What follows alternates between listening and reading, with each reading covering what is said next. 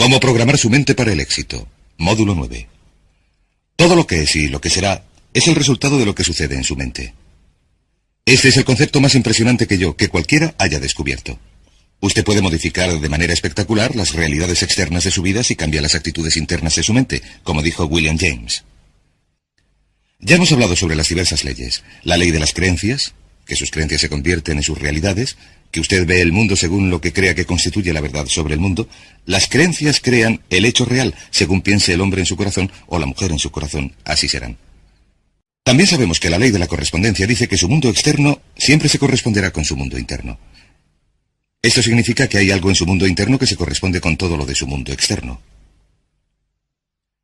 Esto es lo que dijo el gran Emmett Fox cuando habló sobre el equivalente mental. Dijo que todo en nuestra vida exterior tiene un equivalente mental en nuestra vida interior. Para cualquier cosa que quiera ver de un modo diferente en su vida exterior, deberá suministrar primero el equivalente mental interno. La ley de atracción dice, cualquier cosa que ocupe su mente de manera continuada, la atraerá hacia sí. Sus pensamientos dominantes establecen un campo de fuerza de energía que atrae a su vida a las personas y las circunstancias que usted necesita. Esto lo comento por el siguiente motivo. La mayoría de la gente se pregunta cómo podrá lograr un trabajo mejor, una relación mejor, cómo podrá averiguar la información que necesita o conseguir la educación que necesita, etc.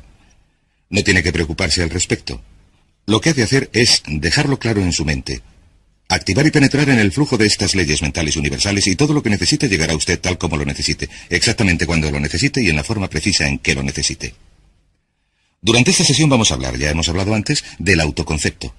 Hemos dicho que su autoconcepto es ese conjunto de creencias internas que determinan lo que sucede. Su autoconcepto es el resultado total de la suma de cada información individual que ha absorbido durante su vida sobre sí mismo y su mundo, y que ha aceptado como verdadera. Se convierte en parte de su autoconcepto. Su autoconcepto es el mecanismo interno correspondiente que determina lo que le sucede. ¿Qué quiere decir esto? Quiere decir que el cambio empieza con un cambio dentro de su autoconcepto. Todo cambio empieza cuando usted absorbe una información que modifica sus creencias. Ahora bien, las creencias son lo más difícil de cambiar, porque las defendemos con gran energía. Tenemos que estar dispuestos a renunciar a nuestras creencias autolimitadoras. Tenemos que estar dispuestos a examinar nuestras creencias sinceramente. Recuerden que hemos hablado del autoconocimiento. Tenemos que estar dispuestos a examinar nuestras creencias sinceramente y a decirnos, ¿me sirven estas creencias? ¿Es esto lo que quiero ser? ¿Es esto lo que quiero hacer? ¿Es esto lo mejor que puedo conseguir? Y uno empieza a cuestionar sus creencias y a cambiar su autoconcepto al absorber una información nueva que evoluciona hasta convertirse en un nuevo concepto. Y esto nos lleva a un concepto llamado la psicología del devenir. La psicología del devenir dice que cada uno de nosotros está en estado de crecimiento y cambio continuos. Nuestros autoconceptos y nuestras creencias se están modificando sin cesar. Por ejemplo, de niños creíamos un conjunto de cosas acerca del mundo de los adultos, de adolescentes otro. Recién cumplidos los 20 años, creíamos otras cosas, y según crecemos y evolucionamos, vamos modificando nuestras creencias y autoconceptos. Cambiamos nuestra propia imagen, cambiamos nuestra forma de ver el mundo, de manera que estamos en proceso de devenir. Esto sucede continuamente y es algo así. Es como una mata seca que lleva el viento. Está evolucionando y cambiando continuamente, pero siempre en la dirección de su meta predominante, siempre en la dirección de aquello en lo que está pensando más intensamente en ese momento. Por ejemplo, un alcohólico o un toxicómano también está haciendo que evolucione y cambie la dirección de su meta predominante porque piensan en su adicción todo el tiempo.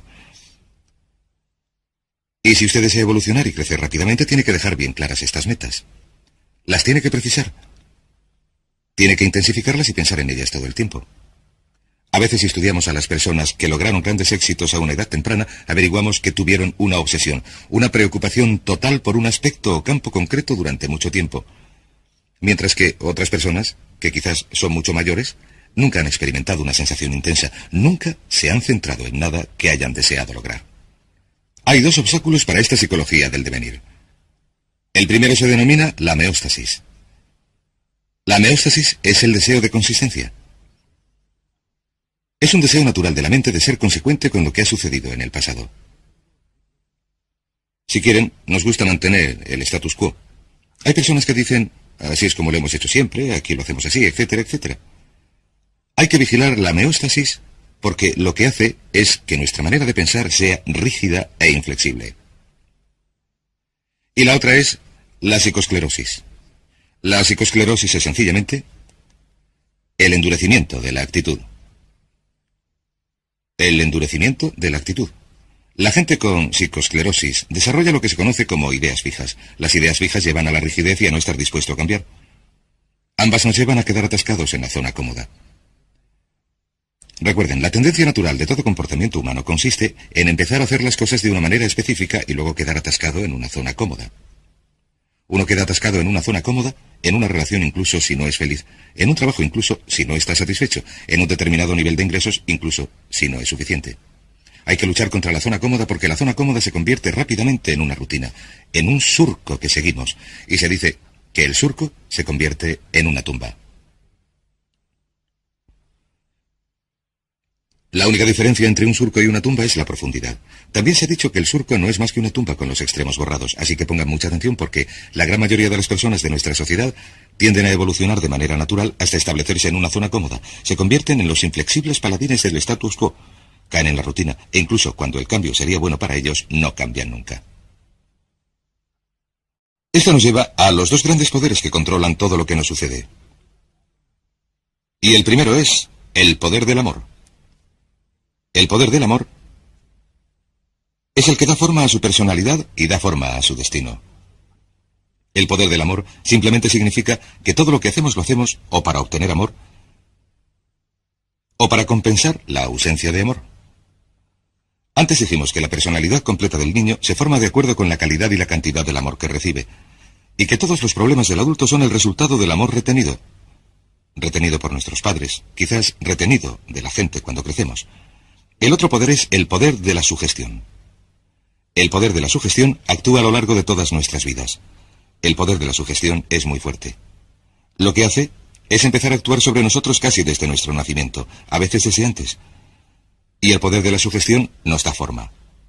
Esto significa que cada uno de nuestros pensamientos, lo que oímos, lo que vemos, tocamos, gustamos o olemos, todo lo que nos afecta de cualquier manera, produce un efecto sobre nuestra personalidad. Lo decimos así. Decimos, cada cosa cuenta. Todo cuenta, y especialmente cuando nos hacemos adultos, recuerden que todo cuenta. El adulto medio occidental ve entre 20 y 25 horas de televisión por semana. El jubilado medio ve unas 7 horas de televisión, y el niño medio ve entre 3 y 4 horas de televisión al día. ¿Saben que el director gerente medio de una empresa americana media ve menos de 5 horas de televisión por semana? Ahora permítanme que les haga una pregunta muy sencilla. ¿Creen que existe una correlación entre el número de horas de televisión que ve una persona y el éxito de esa persona? ¿Creen que las influencias por sugestión de los libros, las revistas, las cintas magnetofónicas, los cursillos, los seminarios, la gente, los programas de televisión, etcétera, que ustedes ven, escuchan, leen, con los que viven de manera continuada, creen que estas influencias de sugestión producen algún efecto sobre su futuro? Permítanme repetirlo. Todo cuenta. Y deben hacerse esta pregunta. Es algo que aprendí hace años. Deben hacer esta pregunta. ¿Qué es lo que desean de la vida? Una vez que se hayan preguntado lo que desean en la vida, pueden mirar a su alrededor y decidir lo que es bueno y malo para ustedes. ¿Qué significa esto? Significa que todo lo que les acerque hacia lo que desean es bueno, y todo lo que les aleje de lo que desean es malo. Pero todo cuenta. Tengo un buen amigo que siempre estaba a régimen. De cuando en cuando, yo le pillaba comiendo tarta. A veces su comida consistía en 2 trozos de tarta. Y yo le decía, creía que estabas a régimen, creía que solo comías fruta fresca y verdura y comida natural. Y él me contestaba, pues claro.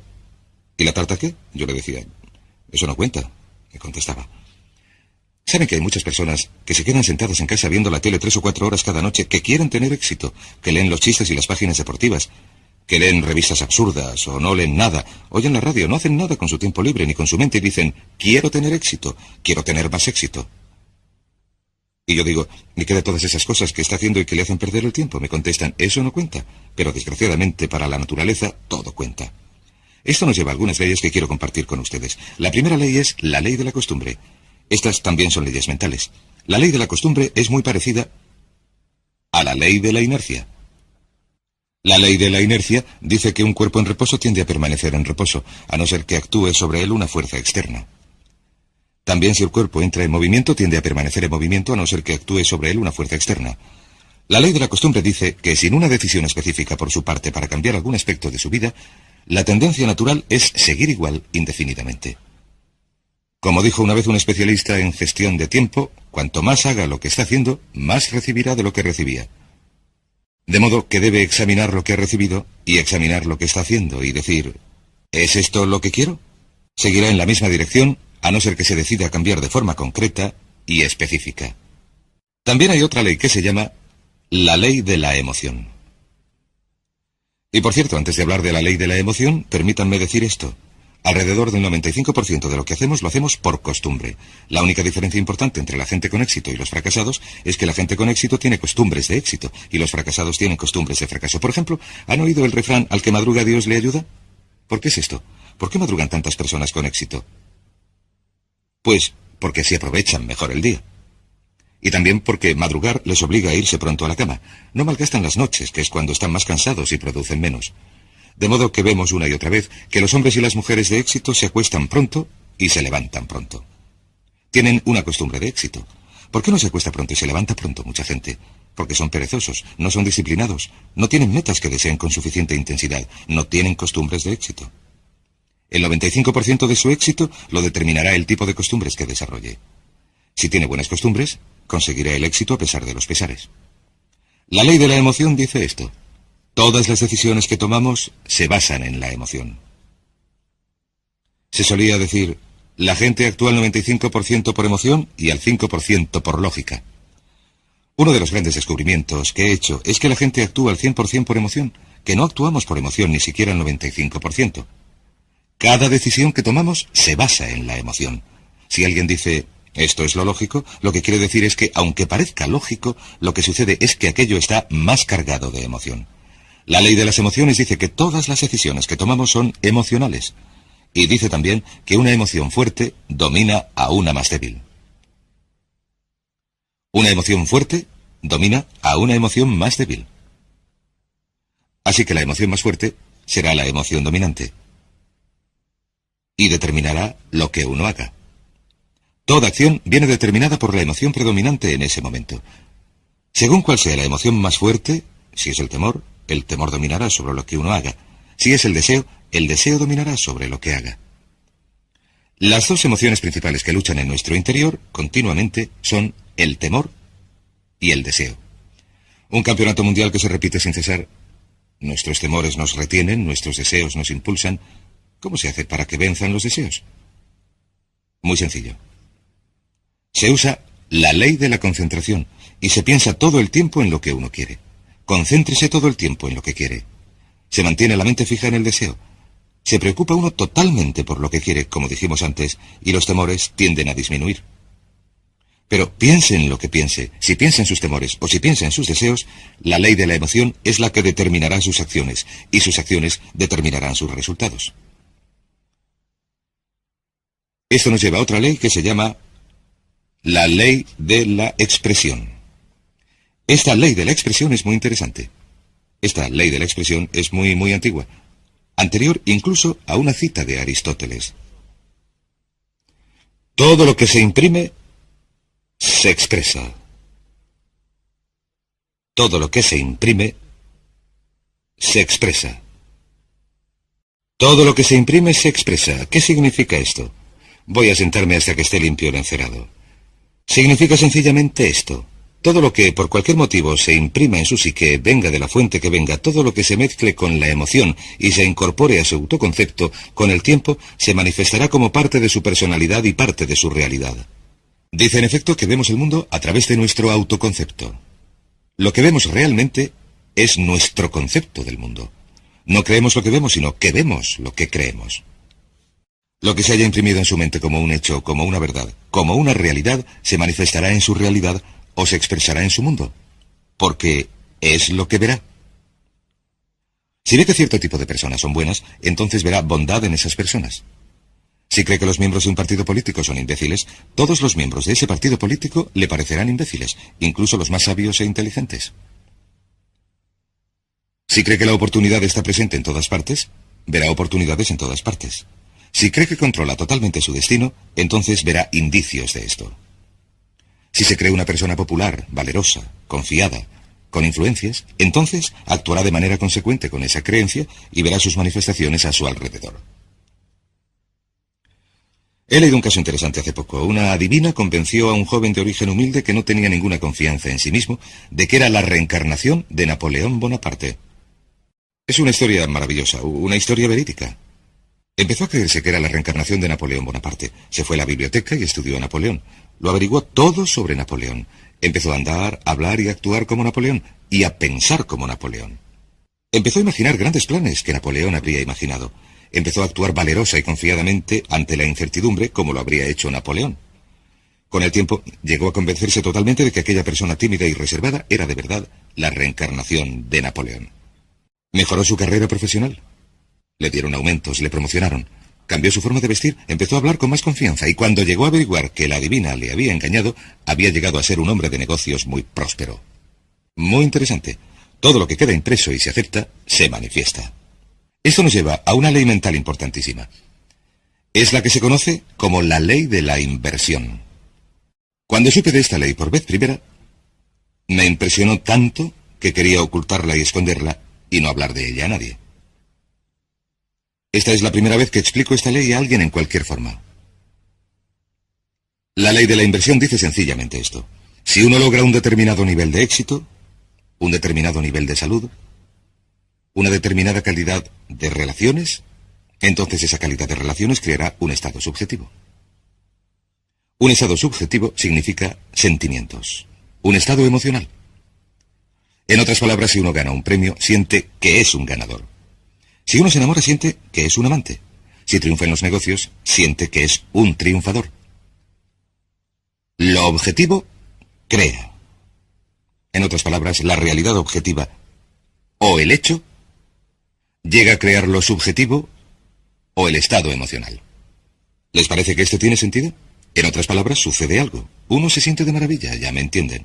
Sin embargo, la ley de la inversión dice, si comprenden esto, este hecho por sí solo puede cambiar su vida porque ha cambiado la mía, dice que si uno puede crear de manera artificial el estado subjetivo o la sensación pondrá en acción las leyes de la atracción y de la correspondencia.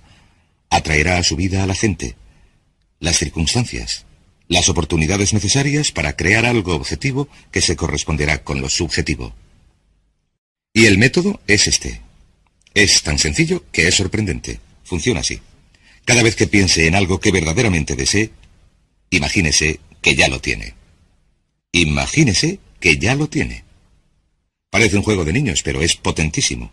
Y lo único que les sugiero es que lo intenten durante un tiempo. Imagínese, cierre los ojos. Piense en ello. Si es necesario, póngase de pie, relájese. Haga lo que quiera, solo imagine que ya lo ha logrado y siéntalo así. Sienta que ya ha logrado el éxito. Como si ya hubiera sucedido en el pasado. Como si ya lo hubiera conseguido. No tiene que volver a preocuparse por ello. Ya ha logrado la sensación. Y si repite esa sensación una y otra vez, esta ley de la inversión creará esta sensación según se concentre más y más en la sensación. De hecho, la sensación empezará a modificar las cosas en su interior y en su exterior, y a impulsarle hacia su meta, o a impulsar su meta hacia usted, y el objetivo se hará realidad precisamente en el momento oportuno y en el lugar oportuno.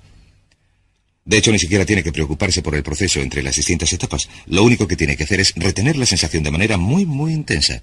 Hablaremos de ello un poco más cuando hablemos de los métodos de programación mental. La ley siguiente es la ley de la práctica. La ley de la práctica también se conoce como la ley de la repetición. Dice que todo lo que haga una y otra vez con suficiente frecuencia se convierte en una nueva costumbre. ¿Quiere ser una persona positiva, entusiasta? ¿Quiere hacerse rico y próspero? ¿Qué desea de la vida? Sea lo que sea, si lo practica una y otra vez, con el tiempo se convertirá en una nueva costumbre, siempre que lo practique pensando en ello. Verá, se tarda unos 21 días en desarrollar una nueva costumbre. Hay que repetirlo una y otra vez durante 21 días. Lo que vamos a hacer como resultado de este cursillo y como resultado de lo que hemos comentado es pedirle o sugerirle que haga lo que llamamos el régimen AMP de 21 días. Esto quiere decir que durante 21 días le vamos a pedir que haga algo muy difícil, una de las cosas más difíciles que va a hacer en su vida. Durante 21 días quiero que centren su mente en lo que desean y que no piensen en lo que no desean. Centre su conversación en lo que desea y no hable de lo que no desea. Centre sus sueños, su imaginación, sus pensamientos, sus sentimientos. Centre todo su entorno en lo que desea. No piense en lo que no desea. Es muy sencillo, no es complicado. Es una de las cosas más difíciles que hará en su vida. ¿Por qué hablamos de 21 días? Por una buena razón. Verán, una gallina con un cerebro minúsculo tarda 21 días sentada tranquilamente, pacientemente, en incubar un huevo. A nosotros nos parece que si una gallina con un cerebro minúsculo puede permanecer 21 días sentada sobre un huevo sin observar ningún cambio, solo porque tiene fe, 21 días pasa sentada sobre el huevo, entonces probablemente podemos pedir a unos adultos con un cerebro que pesa 1,5 kilos, con entre 12.000 y 20.000 millones de células y con capacidad para recordar y retener todos los conocimientos de la humanidad. Si se pudiera introducir una sonda en su cerebro, podemos pedir a esos adultos que perseveren durante 21 días. Si puede seguir un régimen de actitud mental positiva durante 21 días, centre en él su mente. Su meta es convertirse en lo que llamamos una persona puramente positiva. Una persona puramente positiva. Porque sabe que si es una persona puramente positiva, si sus conversaciones, sus actos y sus relaciones son puramente positivos, lo que llamamos una persona PPP, y si practica esto durante 21 días, verá que su vida cambiará. Todo cambiará a su alrededor. Su salud, sus relaciones, su trabajo, sus oportunidades y todo lo demás. Es sencillo, pero no es fácil. Si lo puede hacer, si lo puede practicar, se convertirá en costumbre. Incluso la propia ley de la inversión, la propia ley de la emoción, la propia ley de la costumbre empezarán a cambiar. ¿Cuáles son las 4 cosas que necesita para que se opere este cambio importante? Primero, necesita el deseo. El deseo es el punto de partida para cualquier cambio. La pregunta más importante que uno se tiene que hacer en la vida es: ¿hasta qué punto desea lo que desea? ¿Hasta qué punto lo desea? ¿O lo desea de verdad?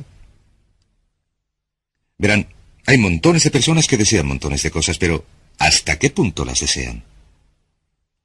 Si las desea muchísimo, si las desea con intensidad, entonces nada en el mundo podrá impedir que las logre. Hay una interesante anécdota sobre Sócrates. Sócrates hablaba con uno de sus discípulos que le decía: «Tengo sed de saber, ¿qué puedo hacer para aumentar mis conocimientos?». Y Sócrates le contestó: «El conocimiento es algo que está al alcance de todos. Es fácil de obtener si de verdad lo deseas». El discípulo contestó: «Estoy seguro de que lo deseo de verdad». Y Sócrates le dijo: «Ven conmigo», y le llevó al mar. Y se metió con él en el mar Egeo. Estaban a algo más de 1 metro de profundidad, y Sócrates, un hombre muy fuerte, cogió al joven y le metió la cabeza en el agua. Y el joven empezó a luchar y luchar, a desesperarse. Y por fin le sacó del agua y le dijo: «¿Qué es lo que querías mientras estabas bajo el agua?». Y le respondió: «Lo único que quería era aire. Solamente podía pensar en el aire». Sócrates le dijo: «Cuando desees el conocimiento con la misma intensidad con que deseabas el aire, conseguirás todo el conocimiento que desees.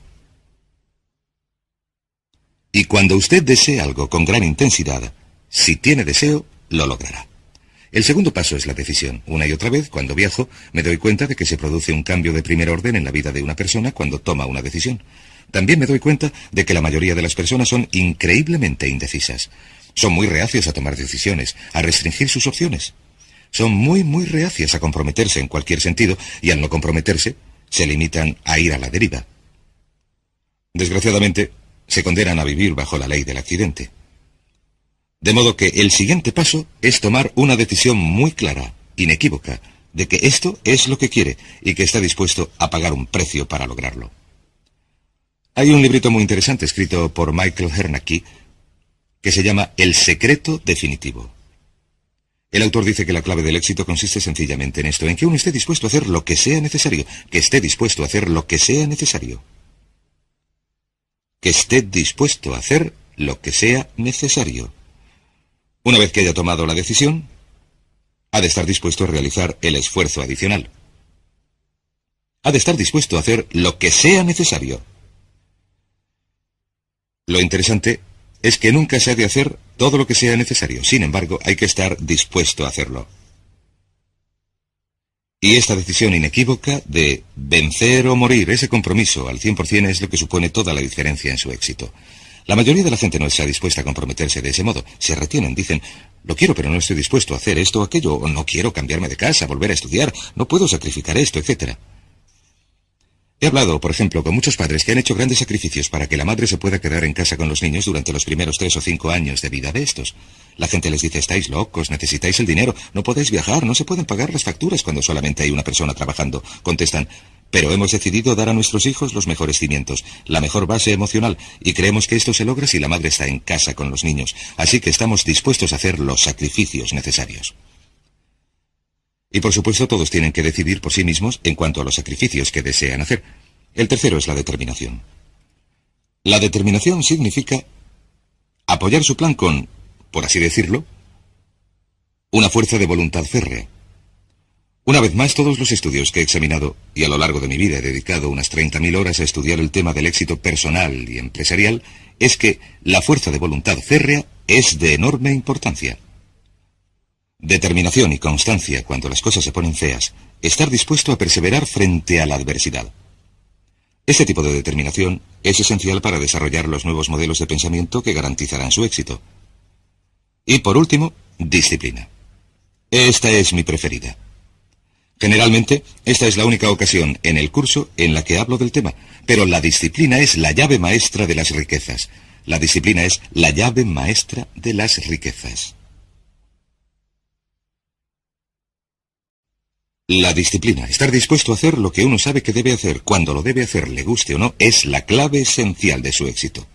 ¿Por qué fracasa la gente en la vida? No es un milagro, no es un misterio. El motivo por el que la gente fracasa es porque no están dispuestos a hacer lo que sea necesario, no están dispuestos a pagar el precio. La mitad de las veces, 3/4 partes de las veces, no saben lo que quieren. Y los que lo saben, no son capaces de imponerse disciplina, de modo que la próxima vez que esté sentado viendo la televisión, la próxima vez que vaya en coche oyendo la radio en lugar de oír programas en cintas magnetofónicas, pregúntese sinceramente, en relación con la vida maravillosa que podría disfrutar, en relación con todas las cosas que desea, ¿me está acercando esto a mi meta o me está alejando de ella? Porque la verdad del asunto es que todo le acerca a su meta o le aleja de su meta, que nada es neutral, todo cuenta, que el tiempo pasa, el tiempo vuela. Ahora mismo, el reloj está haciendo tic-tac. Un buen amigo mío decía, recuerda que la vida no es un ensayo, es la función real. Y lo que uno se tiene que preguntar es, ¿soy sincero cuando digo que soy y tengo y hago todo lo que me es posible?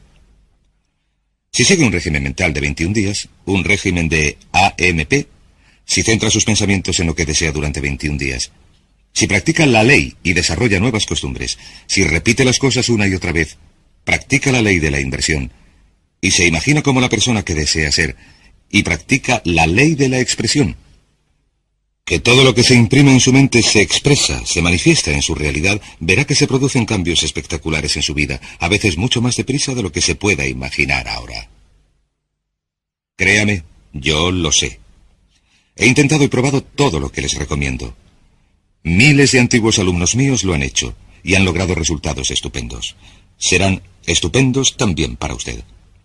Hablaremos más de ello durante el siguiente módulo.